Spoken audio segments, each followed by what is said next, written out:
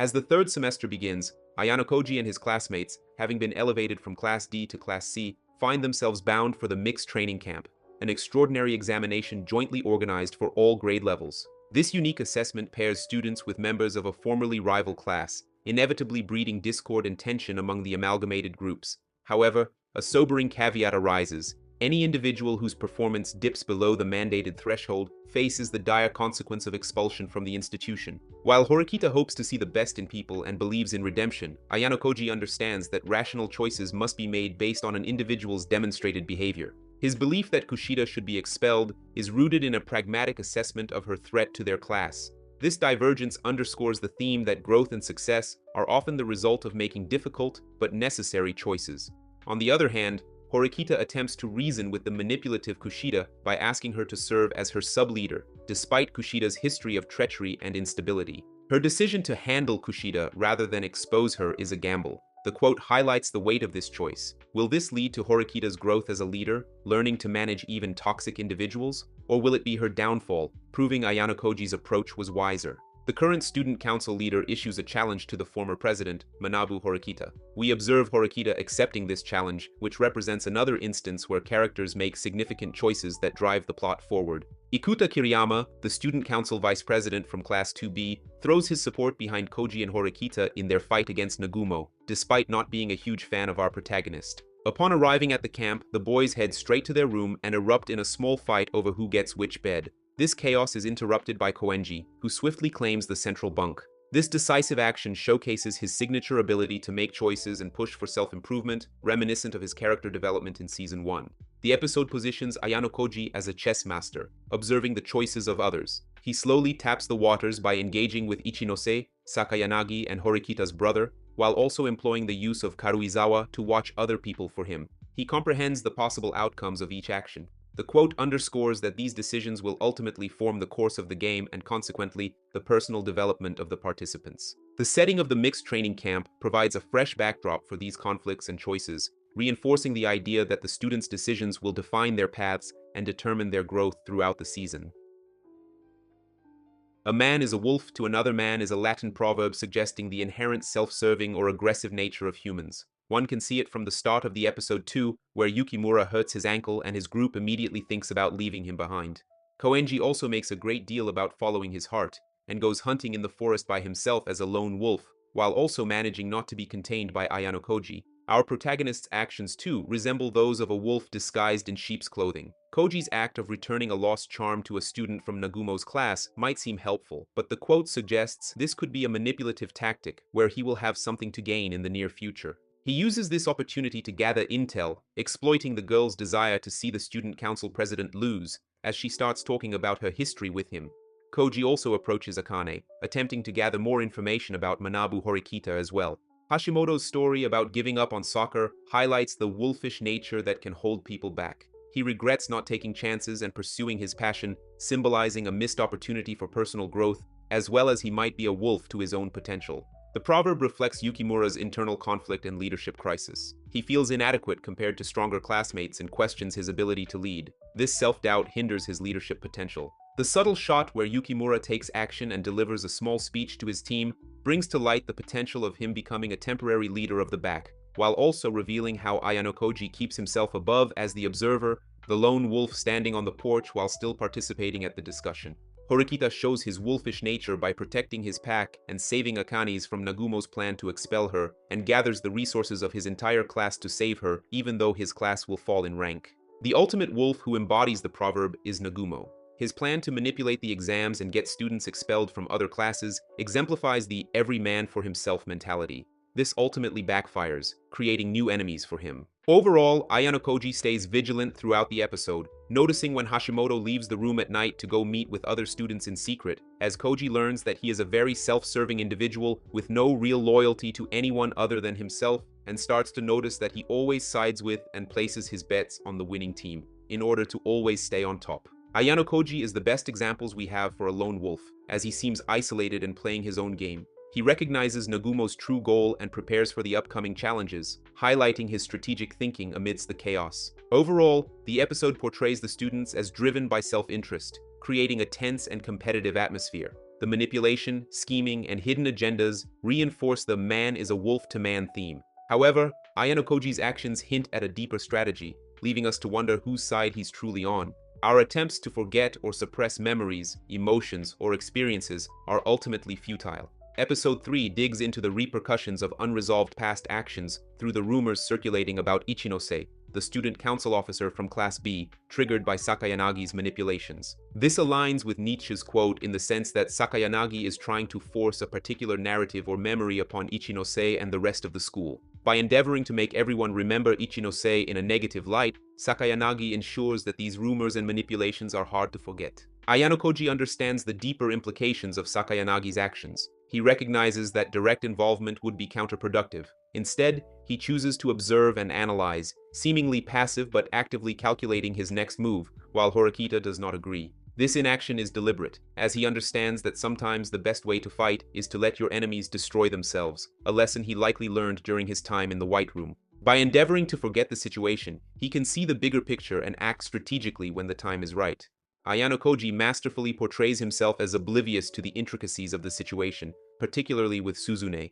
This allows him to remain a step removed, subtly guiding her actions without revealing his hand. Furthermore, the quote can also be applied to Horikita's character development. Despite her academic brilliance, Suzune still lacks social awareness and often fails to understand the motivations and intentions of others. Her decision to involve herself in Sakayanagi's war against Ichinose, despite Ayano Koji's warnings, demonstrates her inability to forget her own biases and assumptions. This oversight leads to a series of awkward and tense interactions, highlighting the importance of understanding the complexities of human relationships and the futility of trying to forget or suppress them. Koji also finds out that Sakayanagi is blackmailing Masumi Kamuro from Class A because she saw her shoplifting when school started. Kamuro specifically approaches Ayano Koji, the most perceptive and potentially dangerous student, and this implies a deliberate attempt to either mislead him, gauge his reaction, or draw him into the conflict, aligning with Sakayanagi's overall goal. Kamuro's involvement in Sakayanagi's plan highlights the futility of trying to suppress or manipulate memories, emotions, or experiences. Despite Sakayanagi's efforts to use Kamuro as a pawn, the truth about her involvement will likely come to light, and the consequences of her actions will be revealed. By allowing the conflict between Sakayanagi and Ichinose to escalate, he creates an environment where he can exploit the chaos for his own benefit. He also knows that she is going to sacrifice pawns in her class to achieve her goal, which is why he is reluctant to help until she proves she is not lying. The quote also alludes to the ever-present influence of the past on the character's actions. Ayano Koji's past in the White Room continues to shape his worldview and approach to challenges. Similarly, Ichinose's past experiences likely influence her trusting nature, which Sakayanagi seeks to exploit. The past is not easily forgotten and continues to impact the present, even as characters try to move forward. We learn that Kushida also made contact with Nagumo. This partnership is another strategic alliance aimed at gaining power and control. Nagumo's vanity and his belief in his indispensability to the student council reflect his desire to assert his presence and ensure he is not forgotten. Kushida, who harbors her own hidden agenda, is a perfect ally for Nagumo in his quest for dominance. Overall, the episode highlights the importance of strategy, observation, and understanding the motivations of others. Ayano Koji embodies these traits, using his knowledge of the past and his ability to anticipate future actions to navigate the complex web of relationships and power dynamics at play. To work you have the right, but not to the fruits thereof, from the Bhagavad Gita, suggests that individuals have the right to perform their duties and actions, but they do not have control over the consequences or outcomes of those actions. Kei's act of giving Ayano Koji chocolates on Valentine's Day reflects her growing affection for him. He, on the other hand, accepts these gestures with a degree of detachment. He understands that these social interactions can be beneficial for his broader strategy, but he does not let the emotional aspects cloud his judgment or objectives. This aligns with the quote, as Ayano Koji focuses on maintaining and leveraging these relationships without becoming emotionally invested or expecting particular outcomes. Hashimoto is diligently spying on the protagonist to gather information for Nagumo. However, his efforts seem to be in vain as Koji is always one step ahead. This directly ties into the saying about focusing on one's duties without expecting specific outcomes. Hashimoto is working hard, but his expectations of uncovering valuable information about Ayano Koji are thwarted. This demonstrates that despite his efforts, he does not get the fruits of his labor, as the main character outmaneuvers him effortlessly. Spreading rumors about his class seems counterintuitive, yet aligns with the quote, "He's working, taking action to influence the situation. However, he's not fixated on a specific result. Whether it helps Ichinose, deflects Hashimoto, or creates a different opportunity entirely, he's adaptable. Koji is actively shaping events, but his detachment from the outcome is striking. He's playing the long game, unconcerned with short-term gains or losses. Overall, the quote, "To work you have the right, but not to the fruits thereof," highlights the importance of focusing on the process rather than the outcome. Ayano Koji's spreading of rumors, Hashimoto's spying, and Nagumo's trip can all be seen as examples of this concept. They are all working towards a goal, but they are not expecting or relying on a specific outcome. The quote, "Fortune favors the bold," emphasizes the idea that those who take decisive, courageous actions are often rewarded by fate. This theme of boldness and its rewards is central to the actions and developments in episode 5. Sakayanagi's attack on Ichinose, while seemingly excessive, served Ayano Koji's purpose. By forcing Ichinose to confront her past, he inadvertently helped her solidify her class's trust. This unintended consequence highlights the unpredictable nature of their game. Class B's leader also made a bold move by confessing her full story to her classmates for full transparency about her past as a one-time shoplifter. Ayano Koji's subtle support of her in the past episode, providing food and a listening ear, demonstrates his understanding of her emotional needs. He manipulates with a degree of empathy, making his actions even more unsettling. Ayano Koji masterfully manipulates both Sakayanagi and Kushida. He uses Sakayanagi's attack to his advantage while simultaneously tightening his grip on Kushida, using her desire for points against her. By instigating the rumor crackdown, Ayano Koji effectively disarms Kushida, stripping her of her primary weapon. This demonstrates his long-term thinking and ability to anticipate future threats. Kushida's clandestine meetings and alliances highlight her own form of boldness. She takes significant risks to gather information and maintain her power within the school. However, her bold actions are ultimately part of Koji's broader strategy, as he uses her moves to further his own agenda. Characters like Ayano Koji and Ichinose demonstrate that boldness, whether in strategic manipulation or in owning one's past, can lead to significant rewards and shifts in power dynamics. "It is better to receive an injury than to inflict one" by Cicero suggests that it is more noble to suffer an injury or a loss than to cause harm to others. This quote resonates with the themes of the special exam in episode 6, where the students are forced to vote on expelling a classmate unnecessarily. The surprise special exam that forces students to vote on expelling a classmate introduces a scenario where the students must confront their ethical boundaries and personal loyalties. This situation is a test of their moral fiber as much as it is a strategic challenge. In this context, the quote can be seen as a commentary on the nature of the special exam itself. The exam is designed to pit the students against each other, forcing them to make difficult choices and potentially harm their classmates. However, the quote suggests that it is better to suffer the consequences of the exam oneself rather than to inflict harm on others. Raiwan's actions also provide an interesting counterpoint to Cicero's quote. While he appears to be accepting defeat, his choice of literature and his interactions with Suzune suggest that he is planning his next move carefully. Raiwan's reading of Discourse on Decadence indicates a reflection on moral conduct and resilience in the face of defeat. His willingness to endure his current status without giving up entirely aligns with the idea of receiving injury rather than inflicting it. His moral conduct, albeit twisted, shows a form of resilience and adherence to his own code of conduct. Suzune's interactions with Raiwan reveal her lack of strategic sophistication in social dynamics. Her inability to maintain a poker face and her premature gloating show a naivety that Raiwan quickly exploits. This lack of finesse could lead to unnecessary harm, contradicting Cicero's principle. She underestimates him and fails to grasp the gravity of the situation, making her an easy target for manipulation. Koji's decision to not inflict harm on others can be seen in his interactions with Ichinose. Ayano Koji could have easily taken advantage of Ichinose's vulnerable position and expel her, but instead, he chose to protect her and try to help her. Sakayanagi also calls for a ceasefire with Ayano Koji, letting him know that her dad and the school president got suspended from his school board position and that he knew exam might be a setup to expel a particular student. Nagumo's attempt to exploit Ichinose's situation for personal gain showcases his manipulative and predatory nature. This raises concerns about Ichinose's vulnerability and Ayano Koji's potential response. Episode 7 perfectly captures the series' themes of manipulation, hidden agendas, and the characters' struggles to confront their inner demons. The class poll was announced, and an atmosphere of disquiet enveloped the whole class, which was filled with doubt and suspicion. Ayano Koji hears from Asahina, a student in Class A of the second year, that Ichinose has asked Student Council President Nagumo to help her with this exam.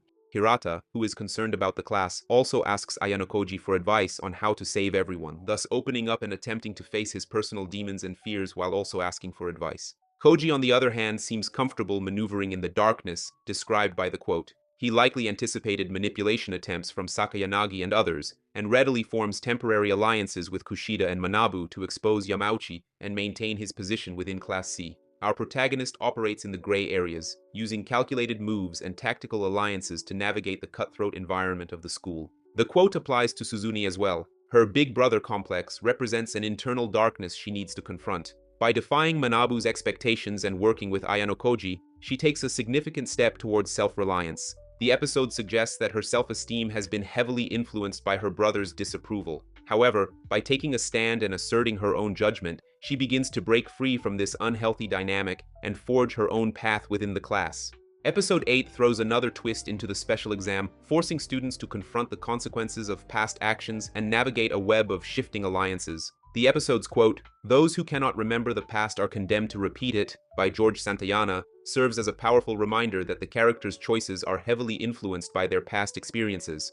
Horikita, Yamauchi, Ayano Koji, and the other students grapple with the echoes of the past and the challenges of the present. Following a conversation with her Manabu, Horikita proposed Yamauchi as a candidate for expulsion from the special examination. Yamauchi's contributions to the class had been subpar, and he had actively plotted to have Ayano Koji expelled by rallying votes against him. Notably, the mastermind behind this conspiracy was Sakayanagi, the leader of Class A. However, Hirata vehemently opposed Yamauchi's expulsion, leading to an escalation of tensions and an incredibly intense situation. The quote applies to Suzune's decision to nominate Yamauchi for expulsion.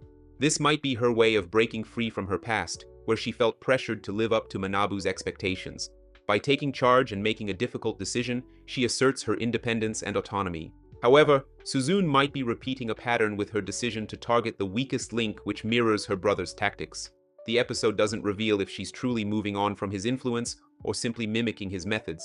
We see a different side of Hirata when he displays extreme anger towards Horikita as the class starts to favor her decision-making. This reveals a new facet of his character and makes us wonder about his past mistakes and whether he might be repeating them. Hirata seems to forget that a group had previously conspired to get Koji expelled. Despite Suzune pointing it out bluntly, it appears that Hirata does not want to change his approach. The scene shifts to a wide shot of the classroom, where Ayano Koji and Koenji are seen deliberately averting their gaze from Yamauchi as he grows anxiously enraged and begins shouting, revealing the truth about his betrayal of the class.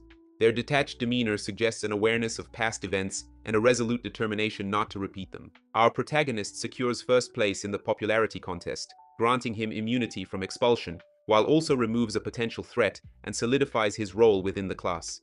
The episode highlights the dangers of forming alliances based on self-interest.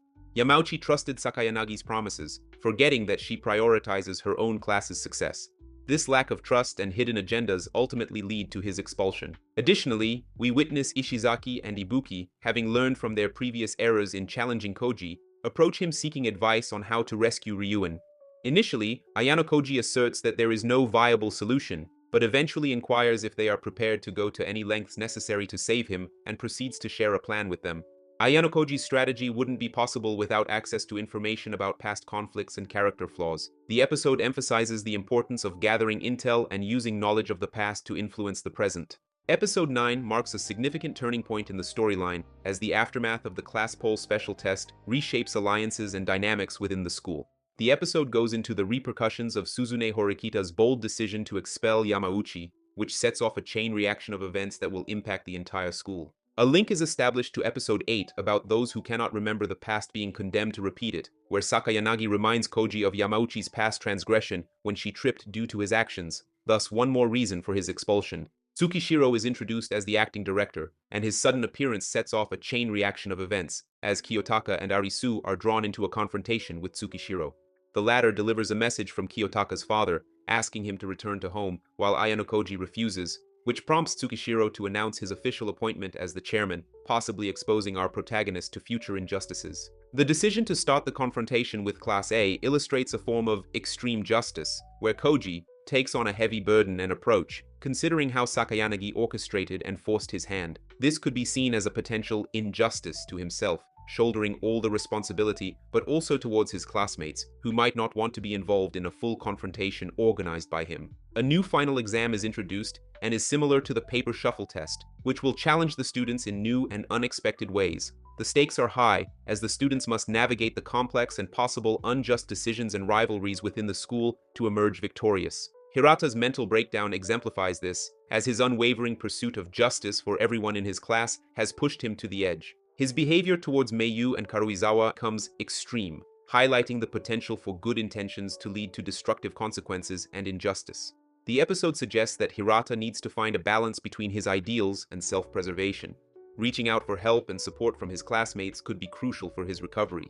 Ayano Koji's actions towards Kei with the necklace gift can be seen as a calculated move to gain trust and information, as the justice lies in achieving his own objectives, regardless of the methods used. The episode doesn't reveal his true intentions, leaving his motives ambiguous. He further manipulates the situation by gathering information about Horikita from her brother. He highlights that her extreme focus on him is hindering her growth. Whether his advice is genuine or another play for control remains to be seen. The chess match between Ayano Koji and Sakayanagi promises to be a highlight of the final exam.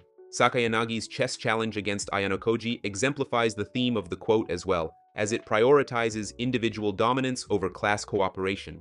Both characters are likely driven by their own versions of justice, Ayano Koji's desire for a more interesting school life versus Sakayanagi's quest for absolute victory. Hobbes argues that when people do not follow a structured, logical method in their thinking, they are more likely to arrive at conclusions that do not make sense. For Hobbes, methodical reasoning is crucial for avoiding errors and achieving sound understanding. From the very beginning of the episode, Yukimura proposes a strategy to Ayano Koji and Horikita, outlining his ideas on how to approach the forthcoming confrontation with Class A.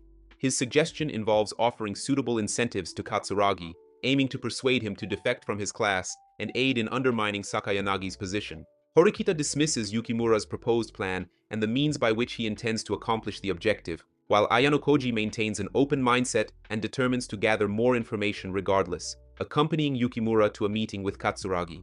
Although Katsuragi declines their offer, he nonetheless provides them with valuable insights. When Yukimura becomes excited and desires to inform Suzune about his accomplishment, the protagonist intervenes, restraining him from doing so, as he deems the method inadequate and opts to withhold the information for future use. Later in the episode, Horikita attempts to incentivize Ayano Koji with a meal, but he firmly instructs her not to employ such methods again, which connects to his earlier rejection of Yukimura's plan involving bribery. When Suzune presents Ayano Koji with a report she has prepared for the class, he expresses satisfaction but proposes teaching her the game of chess. His aim is for her to actively engage in strategic thinking, thereby combining her analytical approach with his guidance, ultimately bringing them closer to formulating a well-defined plan to tackle future challenges. Throughout the episode, various problem-solving attempts fail. Meiyu's request for Hirata to assist the class is bluntly refused, and she is physically bullied. Koenji, consistent with his usual approach, mocks Hirata's attitude while trying to save Meiyu using his own methods. Although Koenji wasn't trying to reform Hirata, his actions didn't help and may have worsened the situation. Once more, we witness Ayano Koji keenly observing the circumstances, and he begins to further adapt his approach as he accumulates more information. He subsequently engages in a private conversation with Hirata, inquiring about his past experiences in an attempt to comprehend the underlying motivations behind his conduct. Through his composed demeanor and adept questioning, Ayano Koji manages to dig into Hirata's history, employing a subtle combination of empathy and confrontation. This process effectively deconstructs Hirata's preconceptions, allowing Ayano Koji to rebuild and reshape him into a transformed individual. Overall, it can be said that Ayano Koji selected the best methods to achieve his specific goal, while his well-intentioned peers were unable to rise to the challenge. There is only one rule for love. It is to lead the loved ones to happiness, implies that the primary purpose of love is to ensure the happiness of those we care about. It suggests that true love is selfless and prioritizes the well-being and joy of the loved ones above all else. This perspective emphasizes the importance of nurturing and supporting loved ones to achieve their happiness. Episode 11 begins with a flashback to Ayano Koji's past, depicting him as a young child in the White Room, a specialized facility established by his father with the intent of training children to become prodigies. We witness Ayano Koji's father instructing his employees not to treat his son differently, as he aims to mold him into the best possible version of himself. In contrast, we are introduced to a young Sakayanagi and her father, who was an employee at the facility during that time. Remarkably, Sakayanagi's father appears to be the sole individual within the elite universe of the classroom who possesses a rational perspective on the happenings within the White Room. He serves as a refreshing voice of reason, while others remain oblivious or even glorify the mistreatment of children. He embodies the quote by Stendhal, as he clearly prioritizes his daughter's happiness and well-being, contrasting sharply with Ayano Koji's father, who is more focused on molding his son into a prodigy with no regard for his happiness. With Hirata regaining his composure and the class exhibiting signs of unity, the final special exam of the year, the long-awaited clash between Ayano Koji and Sakayanagi, commences. The first chosen game is basketball, proposed by Class C. Unsurprisingly, the Class A players have resorted to underhanded tactics. Ayano Koji, recognizing this, strategically involves Pseudo in the game due to his basketball team membership. Sakayanagi attempts to destabilize Pseudo mentally during the match, hoping to undermine his performance, but her efforts prove futile as Pseudo has matured from previous experiences. He collaborates effectively with his classmates, showcasing his basketball prowess. Ayano Koji's decision to involve Pseudo in the basketball game, acknowledging his growth and maturity, demonstrates a subtle form of care. By empowering Pseudo, he is indirectly contributing to his happiness and development, aligning with the quote about love leading to happiness. Another flashback sequence unveils Sakayanagi making a heartfelt promise to her father, to prevent institutions like the White Room from prevailing in this world. This pledge symbolizes her profound love for him and her commitment to his vision of creating schools that refrain from treating children as mere test subjects. Consequently, her chess match against Ayano Koji holds significant importance, as she aims to prove that true genius cannot be artificially manufactured in a laboratory setting. Her belief is that individuals should be loved and accepted for their authentic selves, guided towards happiness, rendering the futile efforts of those who attempt to engineer geniuses meaningless. Sakayanagi's goal is to deliver salvation to such misguided endeavors. We initially see Koji losing officially, but later find out that Tsukishiro's involvement made his loss possible, as he changed Koji's moves in the system so that Horikita makes the wrong move, and the final truth is that Ayano Koji truly won the match. As the episode draws to a close, we witness a poignant moment where Ayano Koji and Sakayanagi reach a state of mutual understanding and reconciliation. In this scene, Sakayanagi reveals to Ayano Koji that she had seen him as a young child in the White Room, appearing isolated and deprived of human warmth. She expresses her empathy for his situation, lamenting the lack of affection and compassion he experienced. It is at this juncture that Sakayanagi extends her hand towards Ayano Koji, encouraging him to embrace human touch and love, for it is these very elements that will facilitate his growth and development as an individual. Despite Ayano Koji's desire for a peaceful school life, it's evident that he has been inexplicably drawn into the world's order, or so it seems. Episode 12 opens with the graduation ceremony, where we witness Manabu delivering a speech. Ayano Koji acknowledges that despite Nagumo's efforts to sabotage the class, Manabu ensured their well-being and successful graduation. In spite of their steady progress and earning the highest class points throughout the year, the result of the final special exam saw Ayano Koji and his classmates relegated back to Class D after losing to Class A. Although disappointed by their demotion, the teacher reminded them of their accomplishments. However, Chabashira cautioned that the other classes had also made significant strides, meaning they would need to maintain their level of dedication to sustain their progress. We see Ichinose making peace with herself even though Class B lost to Ryuen's setup, as she was not able to get back on her feet psychologically as a captain. We can see that Ryuen chose judo as a challenge and picked Albert to fight, which was a hard enemy to face for every student in Class B. A teacher had to intervene and declare it a forfeit, as he felt that the student might be in danger. We see that Ryuen reverted to his old tactics, and even though Ichinose thought that she could beat them without changing herself and her class, the order of the world had its triumph in favor of Ryuen and his class, pointing back to Descartes' quote. At this point, Ichinose wants to move on and take it as a lesson. Horikita showed growth as a leader by listening to the opinions of her classmates. She asked Ichinose to terminate the cooperative relationship with Class B, which she would eventually have to defeat someday, and Ichinose accepted to put up the best fight they could as respectable enemies. We see Horikita's desires evolving, transforming from her previous self into a more self-aware person, smiling and making connections with people. Ayano Koji talks with Narumori Sakayanagi, and for the first time we see him acknowledge that his destiny is set in stone, and he will likely return to the White Room to act as a mentor. He came to this school knowing it wouldn't change his eventual fate, the order of the world. We see him meeting with other teachers and Arisu, which shows us how Tsukishiro is trying to change the order of the world by meddling in the exams, and they all align together to stop him. While Ayano Koji might perceive his own destiny as fixed, he actively influences the desires and actions of those around him. He observes their struggles and subtly guides them towards growth and change. This is evident in his interactions with Horikita, who undergoes significant development as a leader, learning to rely on her classmates and embrace her own path. Even his decision to join forces with the teachers against Tsukishiro demonstrates a desire to challenge the established order, albeit indirectly. It's Manabu's last day at the school, and he meets with Ayanokoji to give him a speech. He tells Ayanokoji that if he doesn't want to leave an imprint on the school, he can still have an impact on the students. Manabu takes on an older brother role, asking Ayanokoji not to disappoint him. This interaction highlights a desire to change the established order of the world, to which Ayanokoji responds that he will consider it. Manabu's departure serves as a pivotal moment. He challenges Ayanokoji to leave his mark on the school, not by conforming to the system, but by impacting the students around him, urging him to consider the possibility of influencing the order through others. Suzune decides to make a final stance and embrace her change by cutting her hair, changing her clothes, and displaying her changed attitude by showing up to her brother while he was about to leave the school grounds. She delivers a small speech herself, telling Manabu that she had enough of trying to be like other people, and that she wants to forge a new path for herself together by learning with her classmates. It is then that Manabu reveals he lied to her in the past by telling her he liked long hair to see if she would grow it for him, even though she disliked it. Suzune's decision to cut her hair symbolizes a conscious choice to break free from expectations and forge her own identity. This act embodies the quote's true essence, changing one's desires to shape their reality.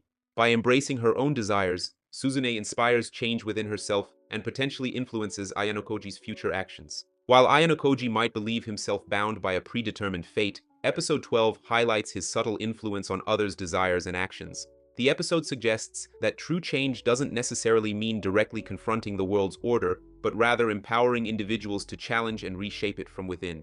Ayanokoji, despite his perceived limitations, might be unknowingly facilitating this change, setting the stage for a potential shift in his own destiny. Spring break arrives, and as the students advance to their second year, the relationships among the students in this 1 year are about to change. Ayanokoji is summoned by Shina to talk about a book, and we see Shina seemingly trying to get closer to Koji, while also getting subtle hints that Karuizawa is becoming more and more interested in him. We must remember that while love might be the greatest teacher, you cannot learn love from a textbook, and our protagonist seems to be aware of that as well. As the third year's graduate, the school's power structure is about to change. Kanzaki from Class B appears before Ryuen, who is having a secret meeting with Hashimoto. In this final episode of the season, Ayanokoji takes some sort of a tour and talks with each of his disciples, even though they do not realize he is their teacher. We see him giving advice to Ryuen, Ichinoza, Suzune, and even Ishizaki and Ibuki, as each one has experienced growth of some sort thanks to him. While this might be speculation, is it too hard to think that some part of Ayanokoji loves his students in a way and wants to see them grow? He even accepts challenges from Horikita, telling her that if she loses, she will have to join the student council in the upcoming year, which is ultimately a growth opportunity, not a punishment. While he offers advice, it's unclear if this is genuine mentorship or part of his larger plan. Is there a hidden affection for their growth, or is it all calculated manipulation? The quote might also be ironic considering the ruthless competition and manipulation prevalent at the school, where love seems absent in this environment, suggesting the characters might have a lot to learn through harsher experiences. It could foreshadow hidden forms of love that will motivate characters, and this could represent Kiyotaka's potentially developing feelings for Karuizawa. In a twisted way, the students' relentless pursuit of victory at ANHS could be seen as a distorted form of love for learning, a love for surpassing others and achieving dominance. The episode ends with a surprising development. Karuizawa confronts Kiyotaka about rumors regarding their relationship. In a shocking twist, Kiyotaka asks Karuizawa on a date, leaving her confused and flustered. This scene sets the stage for an intriguing dynamic between them in the next season. Ultimately, the true meaning of the quote and how it connects to the story remains open-ended. It might be revealed later in the series, or it could be a philosophical prompt for viewers to consider the role of love in the character's growth and struggles. If you haven't watched my video analysis of all the quotes from Season 1 and Season 2, you may find the link in the description. If you enjoyed this video essay, don't forget to like and subscribe. If you would like to see other characters being analyzed, you can drop a comment below. Thank you for watching, and I will see you in the next one.